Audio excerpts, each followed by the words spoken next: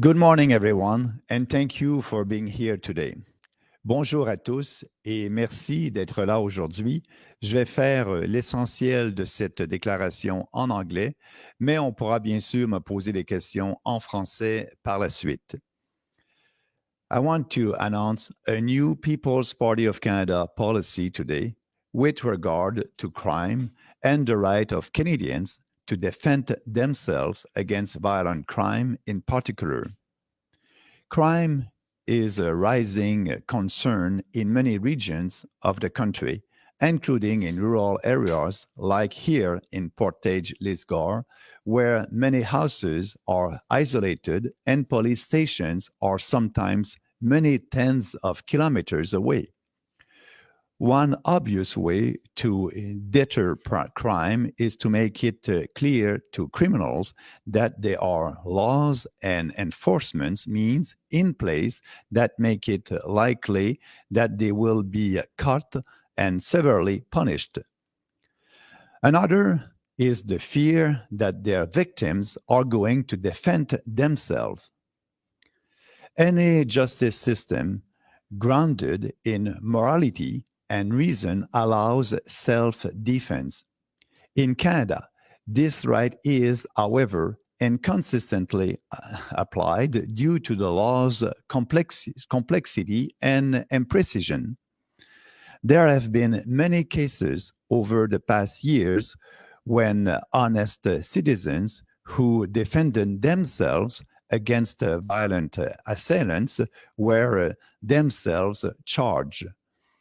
And then, when a trial, and then went on trial because they used force that was not deemed reasonable in the circumstances and proportionate to the perceived threat. Section 34 of the Criminal Code states in what circumstances individuals can use force to defend themselves or others if force is being used or threatened against them or others. Section 36 recognizes certain circumstances where an individual is justified in using physical force against another person to protect his or her property for being entered, taken, and damaged or destroyed. According to Ontario lawyer Edward Burley, who has been involved in self-defense cases involving the use of firearms, although the criminal code was amended in 2013 to clarify these self-defense sections in the criminal code, the law remains imprecise. It has been dealt with on a very uneven basis. It has been primarily driven by the individual opinions and emotions of police and prosecutors. End of quote. A recent case is that of a Manitoba man, Dakota Pratt, who was sentenced to 5 years in prison in 2018 after being convicted of manslaughter in the death of a person who entered his house in the middle of the night and attacked him with a knife. The resident took the assailant's weapons and stabbed him 13 times. The judge said he had a right to protect himself, but went beyond what was necessary for self-defense, condemning a person to years in prison for having made the wrong assessment of a perceived threat or having used too much force to defend themselves while in a state of panic after being violently attacked is clearly a breach of the universal human right self-defense. Such legal proceedings can destroy a person's mental health, family life, and livelihood, even they are not found guilty of an offense. Victims of robbery are typically advised to call the police and avoid any confrontation with assailants while waiting for the police to arrive. In rural areas, however, police stations are often far away and it can take a long time for the police to arrive at the scene of a crime. The threat that a victim may retaliate with force is a crucial way to deter crime. Beyond the right to defend yourself in your home, it should be possible to defend yourself anywhere. However, the criminal code specifically makes it illegal to carry and use even non lethal devices such as pepper spray as modes of defense against the potential attackers. This offense is punishable by imprisonment for up to 10 years. This makes women in particular even more defenseless and prone to fall victim to aggression and sexual violence. Canadians should be able to defend themselves in circumstances where they are violently attacked or are victims of robbery in their own house without fear of criminal charges.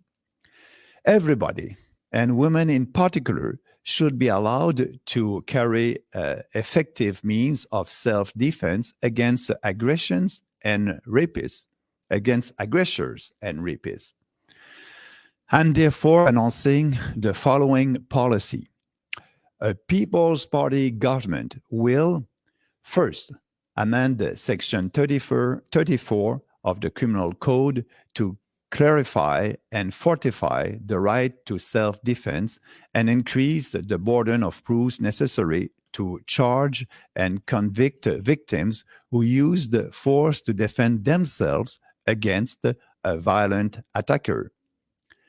Second, amend Section 35 of the Criminal Code to include the concept of the individual inviolability of one's home, known as Castle Doctrine, that allows victims to use force up to and including deadly force to defend themselves against a violent intruder free from legal prosecution. And finally, a PBC government will amend the criminal code to remove pepper spray from the list of prohibited weapons and make it legal to possess and carry it for self-defense. No other party has proposed to adopt these reforms. I believe they will make Canadians more secure from crime. And I ask the peoples of Portage-Lisgar to consider this new policy when deciding for whom to vote next Monday. As we enter the final stretch of this campaign, I want to make a final appeal to my constituents here in Portage-Lisgar. I know that you're deeply unsatisfied with the current government. You want to do gone yesterday. I understand. I feel the same way. But this by election is not an opportunity to get rid of Trudeau. No matter the results of Monday, we will be stuck with the same corrupt Liberal government. The only way to change the status quo in Ottawa is to send me there. I will not disrupt the opposition of Poilievre and his team. I will vote with them against all the Trudeau's insane policies. I support them, and I will support them when they take, when they have the courage to act as real conservative. But I will also hold Poilievre's cowardly conservatives accountable. I will push them to be more conservative, to not only speak out about economic issues, but to start speaking out against cultural issues as well. As much as you detest Trudeau, you cannot pretend you are satisfied with Poilievre. He did not stand up for us during the COVID hysteria until he saw a political opportunity during the Freedom Convoy. While we were discriminated against, fined, and even arrested, Poilievre demanded they force vaccines on us faster. He ignores cultural issues like radical transgender ideology and abortion. He views social conservatives as a PR issue instead of proudly standing for their values. As your next member of parliament, I will introduce common sense, socially conservative bills on transgender ideology and late term abortion. Voting for a fake Conservative Party candidate here in the riding won't change anything. The only way to open a national conversation on these issues is to send me to the House of Commons. This is how we begin to take our country back from out of touch leftists and career politicians. This is how we preserve the culture that made our country great for our children and grandchildren. On Monday, June 19, help me kick off a cultural populist conservative rebirth in our country. Thank you very much. Maxim will now take questions. You should be able to unmute your microphones now. Please state your name and the organization that you represent.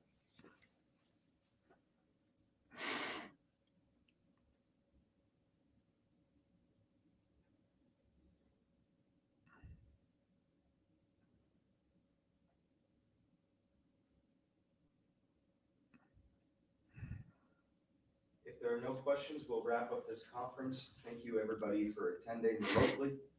Have a good day.